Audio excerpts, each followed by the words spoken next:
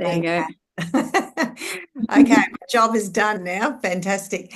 Um, okay, so welcome, and it's great to have some new faces here and some that are going to be joining us later for the recording. I'm Monique. I'm from JapanEasyReads, and tonight I want to talk about backward planning, and it's a timely topic at the moment with us thinking about how we can plan more comprehensively in our classes. Um, yeah, before I start, I just wanted to check. I know, Tessa, you're Japanese language teacher, and Helen, I guess you are too? Yes, that's correct. Yeah, Primary. Yep. primary? Yeah, Yep. fabulous. No worries. Um,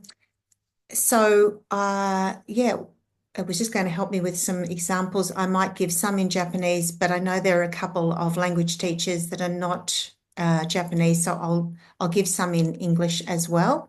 So I hope that's okay. So we'll be using this backward planning template, and it is in the resource section in the Japanese Reads community. So you have a copy of this. But we'll be using this template. And I really like this because it helps to break down the language that we want the students to acquire. So if we look at the different sections, the different types of language, we've got TPR, which is total physical response, like gesture words, that kind of thing. And we've got TPRS, and um, TPRS is teaching proficiency through reading and storytelling. Again, I'm not too sure how much people know about these particular strategies. So if you need more information, I'm more than happy to give it. But yeah, don't want to be telling you something that you're already really familiar with. So yeah, I'll be guided by you.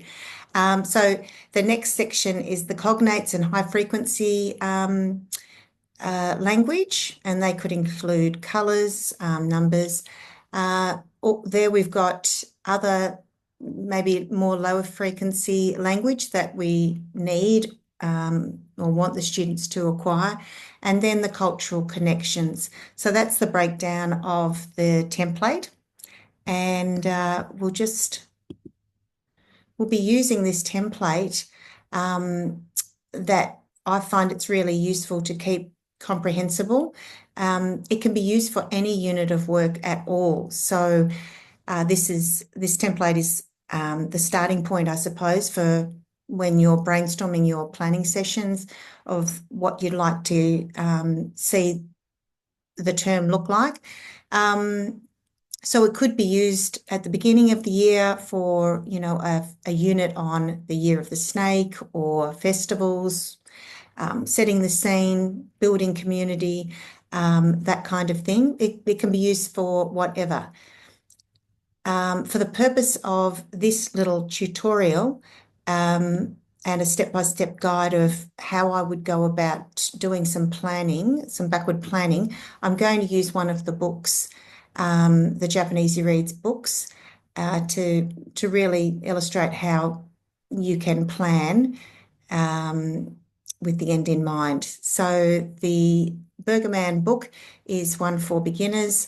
It's great for beginners because it's got 26 unique words, and a handful of those are food vocab. So it's really is ideal to introduce key language and vocab structures in a engaging and comprehensible sort of way. So when we're thinking about what our end goal is, that is, what do we want the students to achieve? And in this case, I want the students to be able to read fluently read and comprehend the Bergerman book, and also to use the language that's included in the book in a spontaneous and non-scripted way. So I really want them to be able to use really impromptu and responding and engaging to the language that we're using here, and be able to, risk take with it, feel confident in these foundation set of words so that they can use it and make it their own. So let's have a look at the key language. So number one, we've got the key verbs. So the super seven, they're words, a small group of words that are the most highly used. And if language is broken right down to the absolute basics, these seven, or in our case, eight, focus verbs can do so much. So they're worth spending time on to make sure that the students really understand these and can use them in lots of different contexts. Number two is the question words. We've got a handful there. Number three is the adjectives. Food is vocab. Four is the food vocab. Number five is greetings and conjunctions. And then there's other, another miscellaneous, I suppose, words there. So let's break that down a little bit further. So our first step with our planning, we'd look at what words we can represent by gestures, and write these down. So TPR stands for, as I said, total physical response, and they're words that can be comprehended with a gesture. So not all words can be TPR'd, but certainly there's a big chunk that can. And some of them are the question words. So I would have a gesture associated with each of these question words. For example, dare, nan or nani, doishite, ka. So the students get to understand these and comprehend these ones really very easily. Other easy action or physical words, in this case for Burger Man, would be tsioi, oishi, I don't think you can see my tummy, oishi, oishikunai. So conjunctions like demo or dakara can have a gesture assigned to them. They're the ones that I use, but as long as you're consistent with what you use and the students respond to those quickly and easily, yeah, that's not a problem. The great thing about TPR, total physical response, is that we're getting the students up and moving. So it might be first with individual words. So I could say, the teacher could say tsioi, and then just get a gesture check. And that's really quick. You can then build up to full sentences using the gestures. So I could give a Japanese sentence using tsioi. So Popeye wa tsioi desu ka? And so I'm saying the Japanese, and they're giving me the gesture equivalent.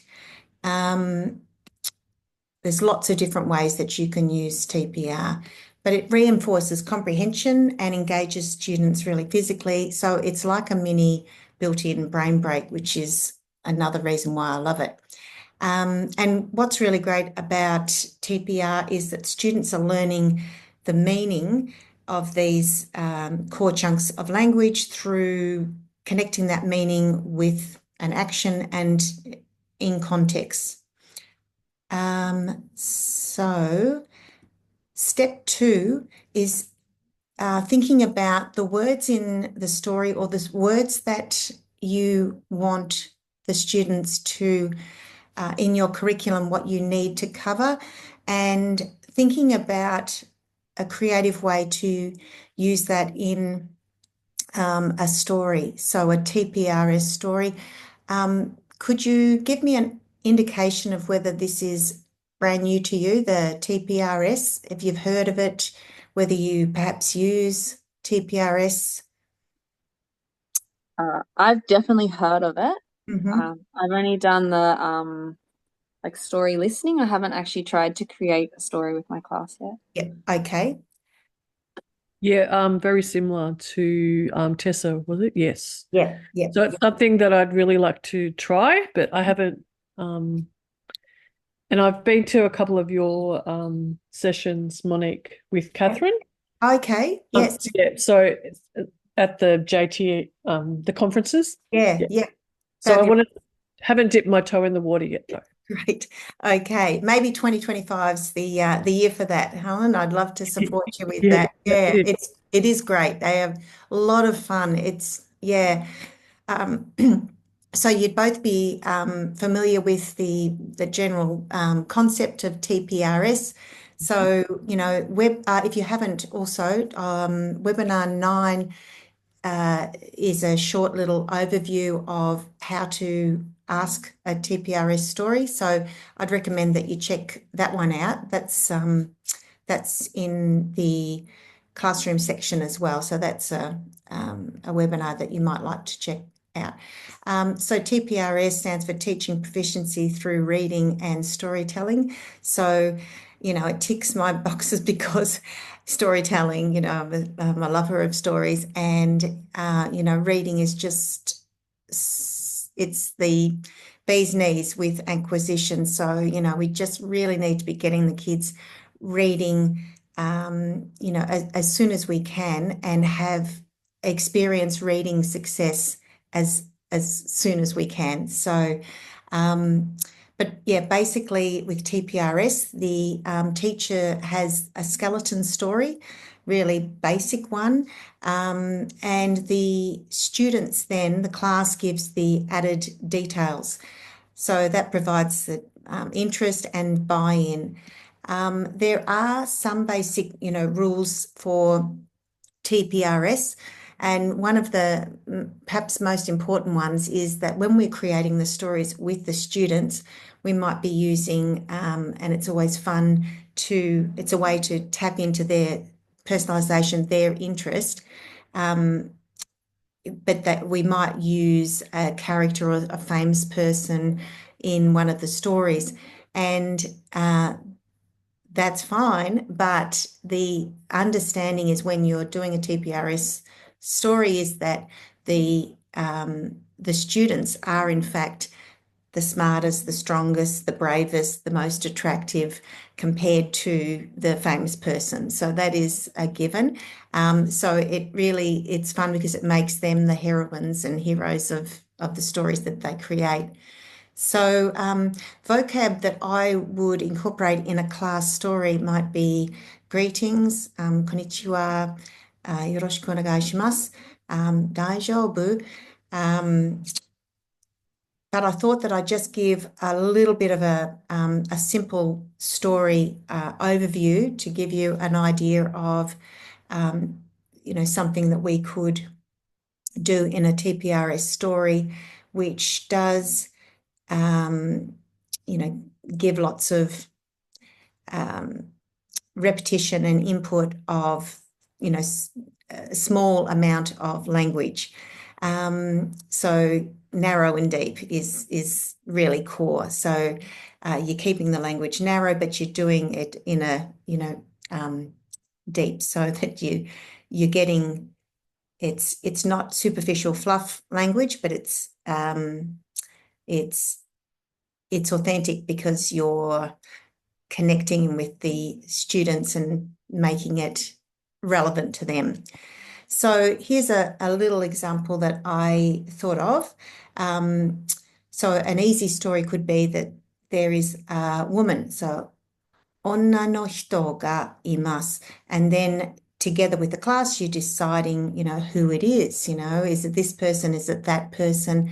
Every time you're asking a question, you are modeling the language that you want the kids to acquire and giving them lots of repetition.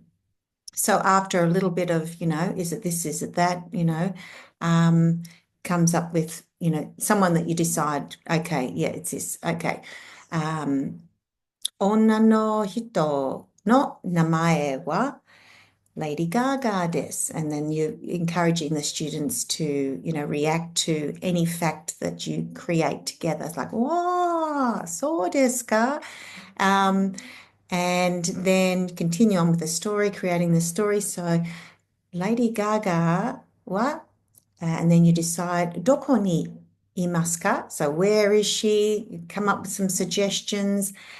Each time you are giving them exposure to ni imasu, ni imasu ka? So you've got the question words coming in there too. Decide on the location that she's at. So if it's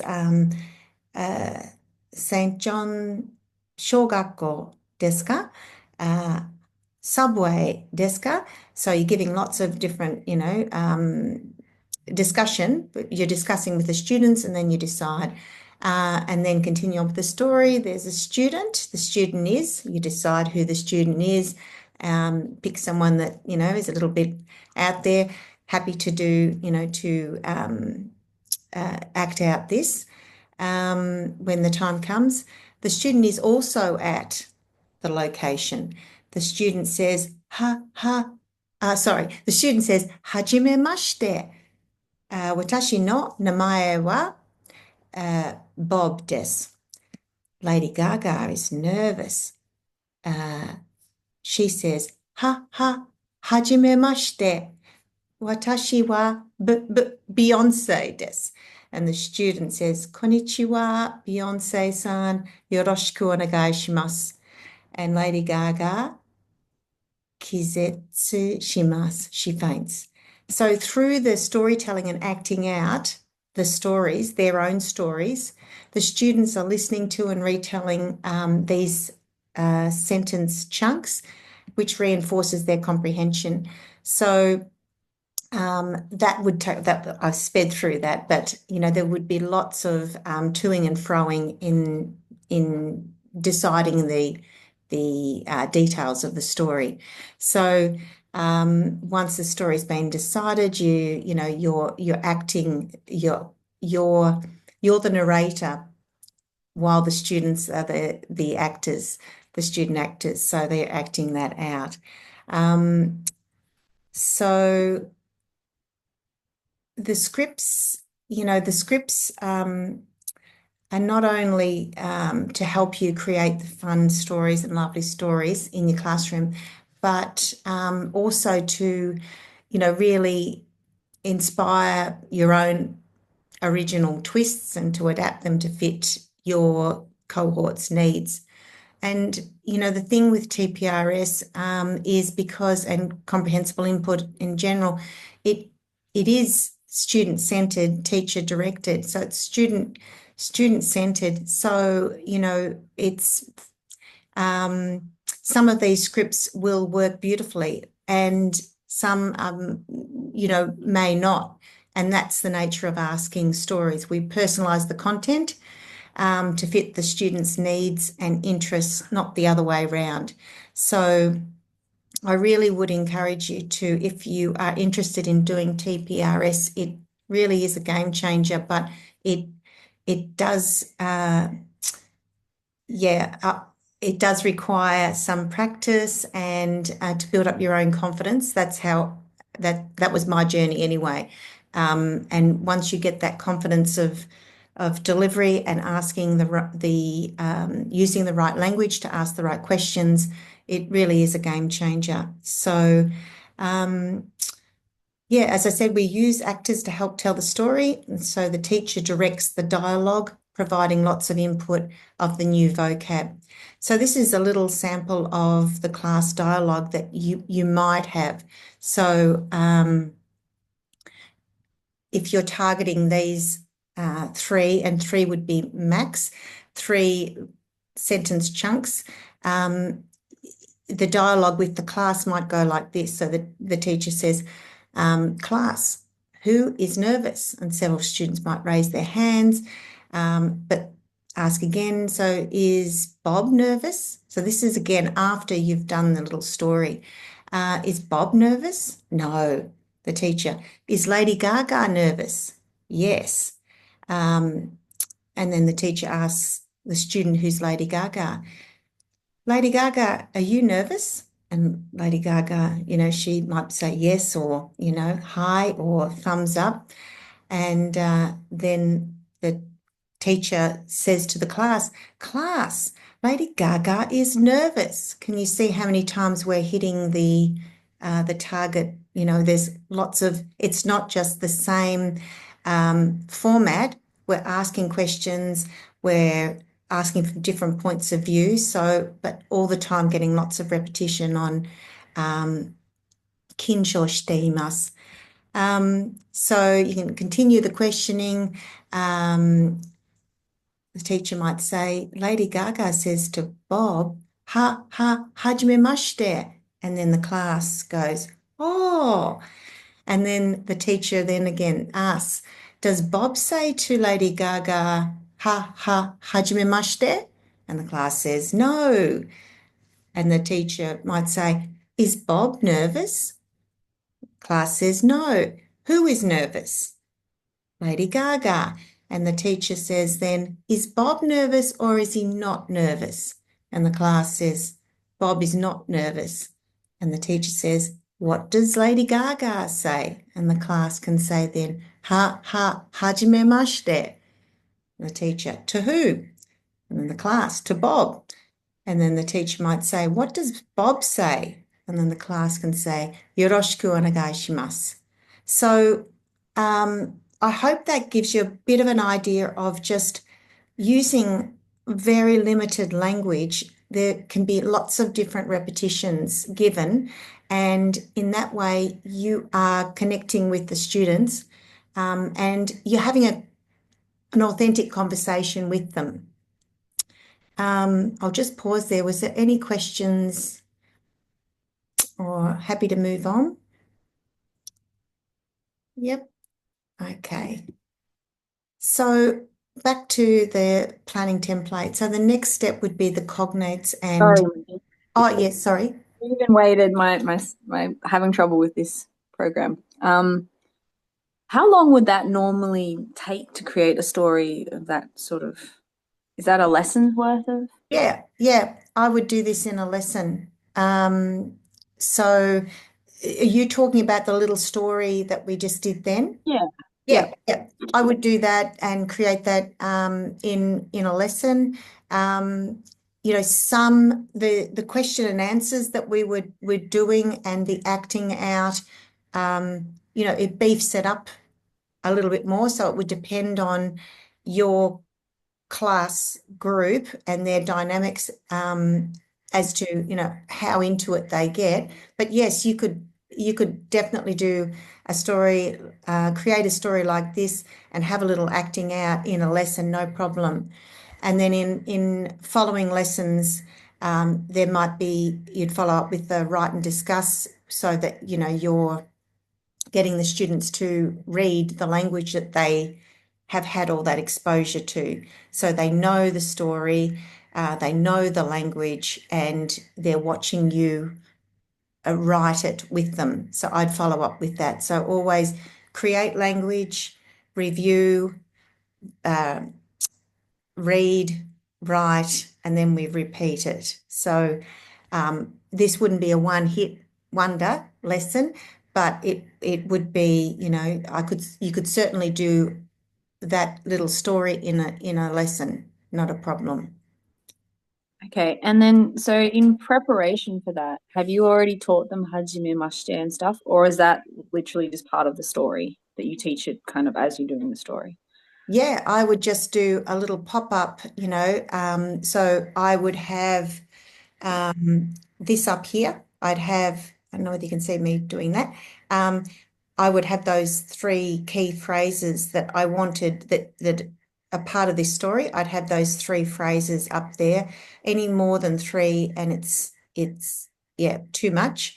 But the 3, and I would say, okay, before we started making a story, I would check for comprehension. So, okay, hajimemashite. Hajimemashite means nice to meet you. And you might just spend a couple of minutes, a minute even, just explaining that. Japanese people say hajimemashite when they first meet someone. They might bow at the same time. Yoroshiku onegaishimasu is what they say at the end after meeting someone. And then, oh, is nervous, kincho shite imasu, check for understanding. I would just make it really, really brief.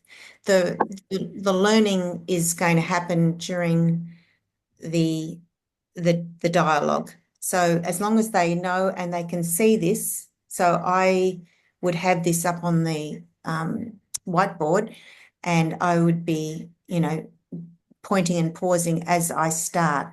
But because there's so much, if I hope you could get that idea in that little story, there is a lot of repetition of those key words. So if your students at the very beginning need a little bit more support, you can point to that as you're saying the story to direct them to those key words. So you could just start by saying, we're going to make a little story. We're going to be using these ones here. Let's check we understand them. Okay, hajimemashite, what's that mean? I do that little bit in English and then move on. Before you start creating a story, there's a little sort of, expectations, and I think I'm pretty sure I go into them in webinar 9 of, the rules of TPRS, and, they're important boundaries to have, that kids need to adhere to. But yeah, otherwise I just jump right in. How do you go vocab wise? Like, do you find that, because a lot of the examples of TPRS are in Spanish or French, which I guess have more cognates, they have more in common with Yeah, English. yeah, Um, definitely. yeah, and I find that, if I was thinking about, I try and think of those stories in Japanese, and I'm like, actually, I don't know a lot of those words in Japanese, which obviously I want to change, but Yeah. Totally understand where you're coming from, because and I think there was um there was book, what was it called? Someone tried to do a direct translation from Spanish, the Spanish TPRS to Japanese, and it was pretty clunky, I found. So yes, I think there's a lot of scope for simplifying and for Japanese, I think, and making a little bit more. I think I have some scripts. If you're interested in looking at them, and I'm just sort of making my way through some of them to pick out the ones that I think would be most suitable. But I agree that there are a lot that I think for it doesn't translate well for Japanese. So I think my answer to that is, just need to be a little bit picky about what you choose. But also, I think the more that you do create TPRS stories, the better you become with using the language that you have at hand, if you know what I mean. I think that was the biggest change for me on this sort of journey, was feeling more comfortable to use the language, the foundational language, the Super 7, and tapping into the students and their interests, I suppose. So, and for the sake of my priority's always been the language chunks. So if we don't know the word for something, I'm more than happy to, and it's not an essential word, I'm more than happy to, use English for that, as long as we're using and getting lots of exposure to the core grammar chunks, if that makes sense. yeah, okay, yeah, I see where you're coming. Yeah. So, yeah. So, yeah.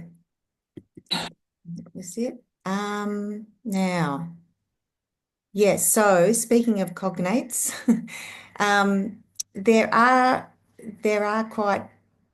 some, and I think as language changes, I think that they're becoming more and more. I did see some sort of YouTube share that was an interview with some Japanese people, and they were challenged to have a conversation or describe something without using any katakana words, any um, katakana. So I think there's more and more that are are becoming more accessible.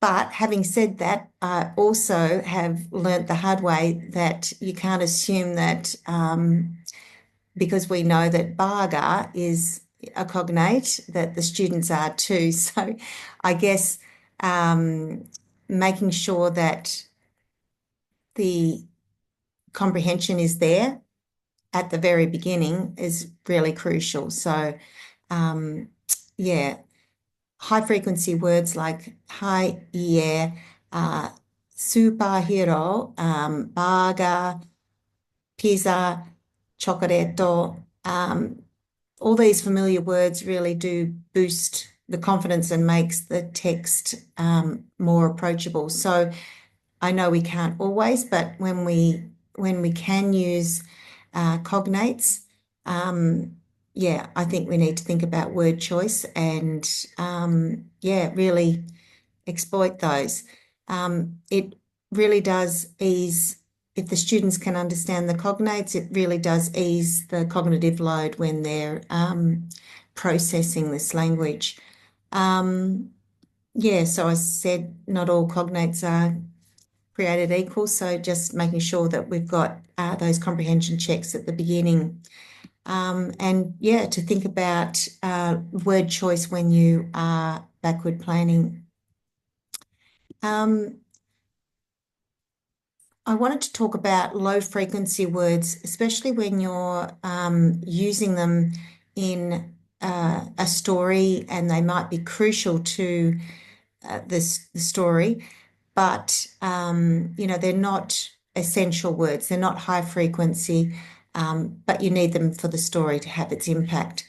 So one example is henshin, transformation. So it's less frequent, but it is really crucial to the story of Bergman. So some ways that we can support this is by visuals and gestures, and as I said, TPRS stories. So perhaps going on the story that we created with Lady Gaga, perhaps the student in the story, Bob,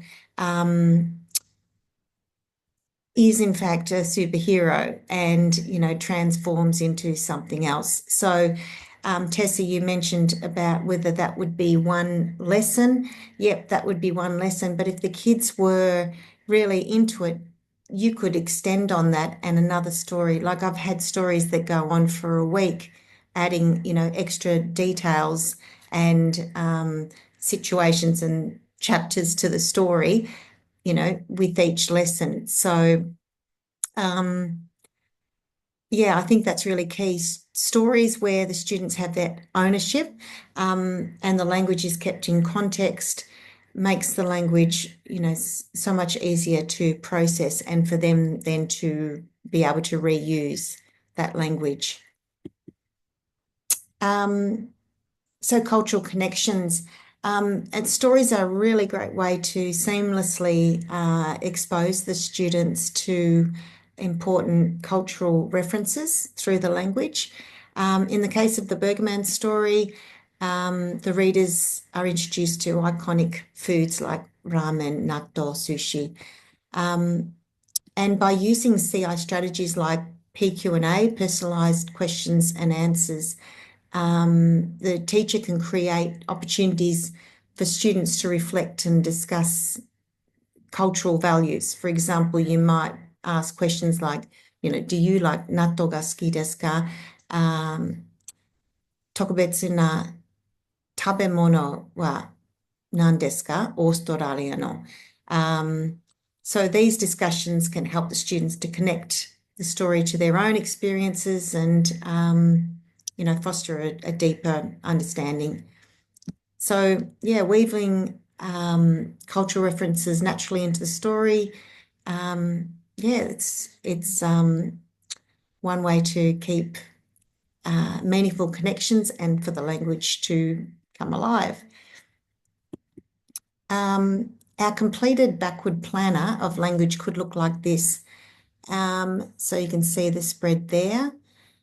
And so now I thought we'd just take a quick look at some possible CI activities that we could use to support this language that we've got here, and give opportunities for students to use the language that we've introduced them to. So I've got I've picked out 3 here. They're all a little bit different. So, but I really wanted to show ways that you can give lots of exposure, different exposure in different ways. And my experience has been that when that is done and we don't rush to the next word list, but we recycle the language and just add, extra, drip feed, I suppose, of extra words. But the core words are there, and with each repetition, they're just getting more solid. So the Batman cartoon, I've got a feeling. Hang on a minute.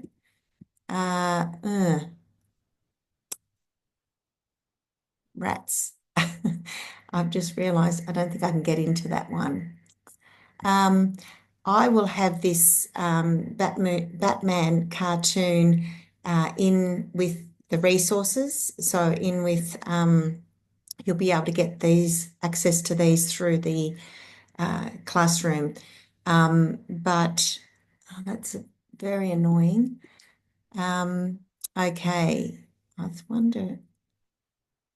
All right.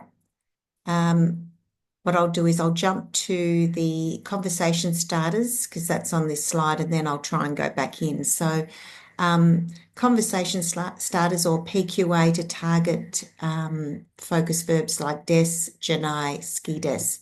So these would be perfect as a conversation starter. So I start my lessons with 5 minutes or so at the beginning of class. It might be the word of the day or word of the week.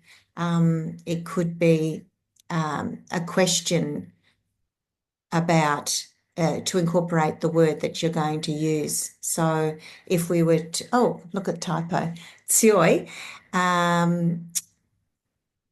you could ask, who is strong? Dare ga tsioi desu ka? And then, so this is with individual, this is personalized questions and answers. So you're asking individual students this. Kokoro wa tsioi desu ka?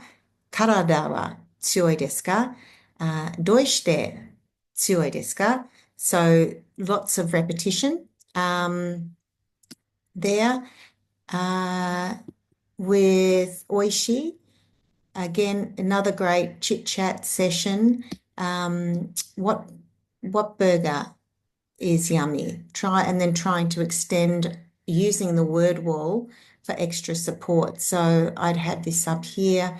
Nani ga suki desu ka? Australia no tabemono wa nan desu ka?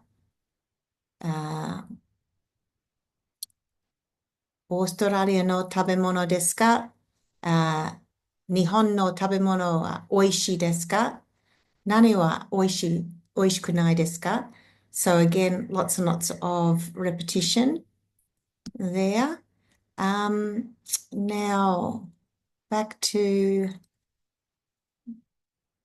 this. I'm just a bit worried I'm going to, oh, we might be right. Okay. I'm sorry about that. Okay, so I'll just,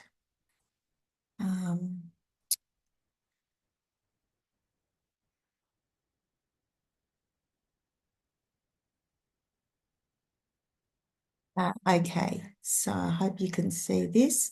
So this Step into Wix Studio, the platform for agencies and enterprises. This is an example of, And turn website layouts into an art form. this is an example of a movie talk that I would do. And again, is this a movie talk something that you've dabbled in? Yeah, I've done a little bit of it. Okay. No, I haven't. No, okay. So if we're thinking about the words that we're using, tsioi, superhero, des, janai des, this would be one movie talk that I would use. Just goes for 3 minutes. So maybe just as it's going, have a think about the questions that you could ask the students using this as the language springboard.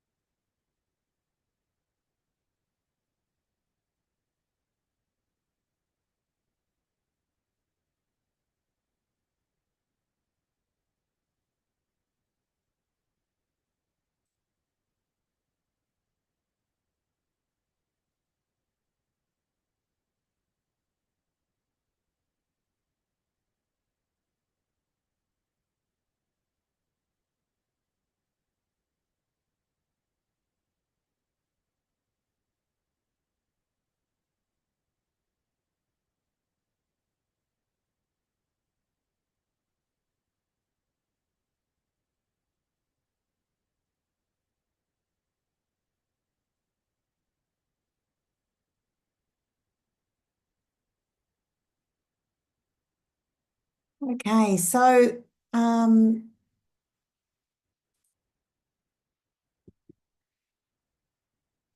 now I've got out of whack, haven't I?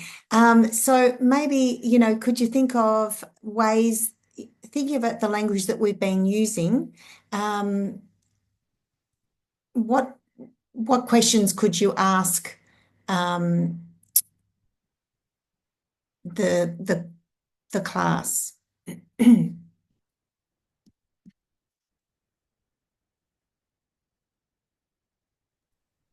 Yes, like the obvious one, like superhero desu ka? Yeah, superhero desu ka? Yep. Tsuyoku nai desu ka? Anything? Yeah, yep, great. So, 女の人は強いですか？ロボットはスーパーヒーローですか？ロボットは強いですか？強くないですか？誰が強いですか？sorry. Yeah. So, スーパーヒーローの名前は何ですか？Captain Beautiful, I think it was. Captain Beautiful は何が好きですか？ You know, what does he like? 女の人が好きですか？素敵な、素敵な洋服が好きですか？ So, hairspray ga suki desu ka? You know, like lots of different ways that you can recycle the vocab there. And so then after watching that and having a bit of a chit chat, can do a write and discuss. And as I mentioned before with the write and discuss, it's, you know, writing out with the students responses to the questions that you're directing, that you're asking. So, 皆さん、スーパーヒーローの名前は何ですか？ And then they will say, Captain Beautiful. はい、スーパーヒーローは Captain Beautiful です。Captain Beautiful は強いですか？強くないですか？ And then you can write that up. So that's the write and discuss.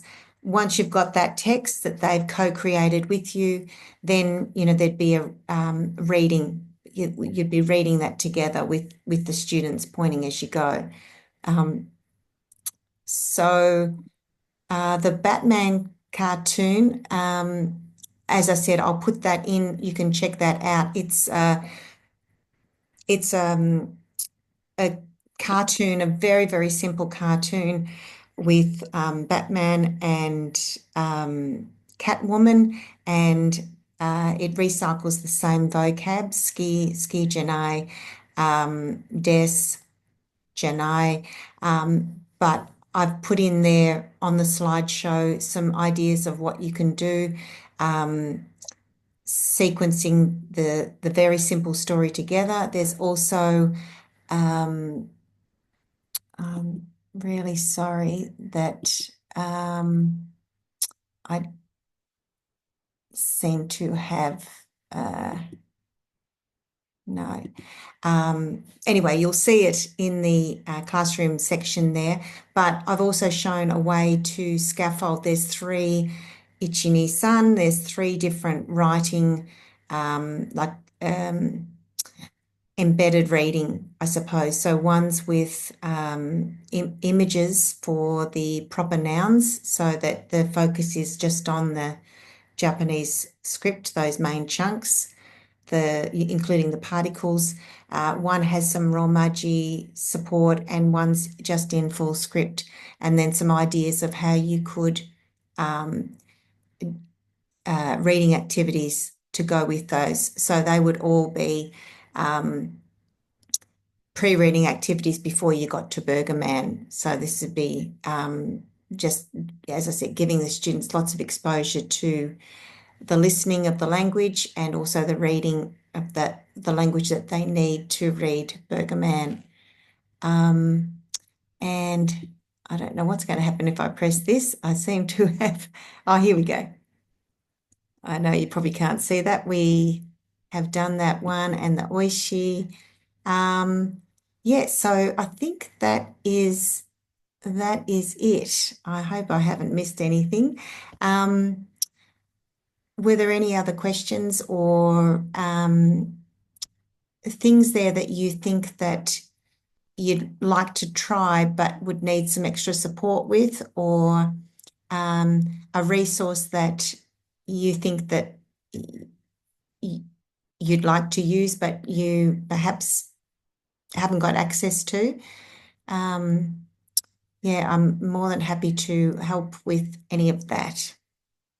Can I ask roughly how long sort of a unit, if you were doing this Bergaman focused unit, how long would that be a term unit? I know it's not like, depends on the class to a certain extent, but Yes, yeah. I would say that Terry Walsh, who I always go back to her guidelines, but for reading after the kids need probably about 6 hours of good oral input before they, start to read anything extensive. So no, I would say that if you were doing, I'm assuming you've got one class a week, so like one lesson a week. So, you might be able to spend, yeah, 5 lessons and then give the students an opportunity to read that. I've got a colleague who's been using the stories. She's given a little video of her year 5 students reading it, and it was great feedback for me because she uses a lot of comprehensible input and she focuses on the Super 7, and she had this task of reading Bergaman as one of her karate belt challenges. So there was no input from her. She was giving her lessons and exposing them to that language, but they were reading it really very easily. So I know it sounds like it's not a cut and dry answer. I would say probably 5 weeks, but if your lessons are using a lot of comprehensible input strategies and they're focusing on the Super 7, it is something that they could do, and it could be independent reading as well. So it depends on how you'd like to use, the book, but you could definitely make it a full term unit. Definitely, if you wanted to go into more detail. I've had the students as an assessment task at the end of this unit of work do create their own story based on the Bergaman story. So that's their scaffold, but they create their own story by substituting some of the details in the story. So you can definitely beef it up more if you had the time to do that. Yeah. So I have 2 90-minute lessons per week with my Yes, that's you, isn't it? Yeah. Yeah. So I'm finding it difficult to know how much time to dedicate to sort of certain things. Like I can't do a whole lesson, I have to break it up. Absolutely. Yeah. So you could do your conversation starter, chit chat, word of the week, that type of thing, followed by while they're fresh, a trial a story, like a simple story, and then so you've got them up moving and it's quite interactive. Then I would do a comprehension check where they're sort of a little bit more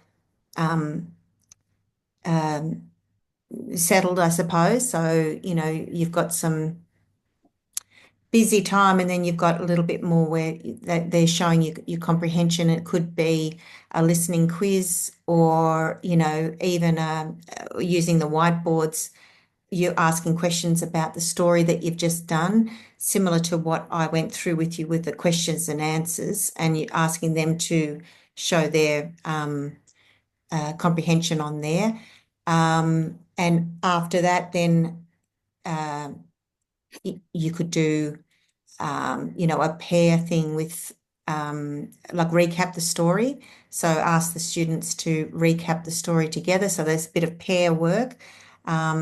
And then write and discuss, so that they're doing some co-creating or recreating the story using the language together, a little bit of reading, and then depending on what year level was it again?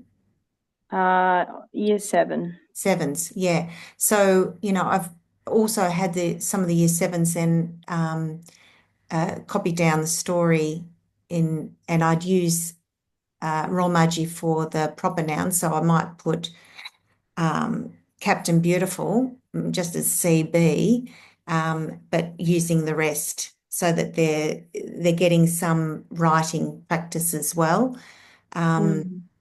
So yeah, and then intermit that with some brain breaks. But I would try to do the listening, the co-creating, the comprehension check. I do write and discuss, and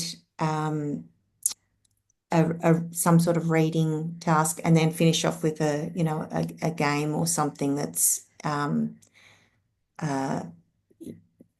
it could be a Kahoot using some of the language that you've just been using, or a few more brain breaks. So I would try to break it up like that. I'd also probably, I think I might have mentioned this to you also, if you've got them have a booklet for each student of the hiragana, so that there's a little bit of mindful writing, or some quiet time either at the beginning to settle them, or maybe in between two parts of your lesson, so that there's that it divides the two. So you might be, you might even find that that you could mirror the first part in the second part. Depends on how long your story goes for, I suppose. But yeah, breaking it down, create, review, write and discuss, read, in that format with brain breaks. I think that would be a pretty well-rounded scaffold. Yeah, I just found because last year was really the first time I attempted any sort of CI kind of stuff. Yeah, yeah, and I think I spent too long on things, yeah. spent too much time talking, and I lost the kids. Yes, So yeah, okay. Yeah. I need to change my activities up more. Yeah, Yeah, but I think write and discuss, I didn't do enough of that. So yeah. I think that's really even if it's just to get the kids into the habit of that. It doesn't have to be writing the whole story, but just that act of them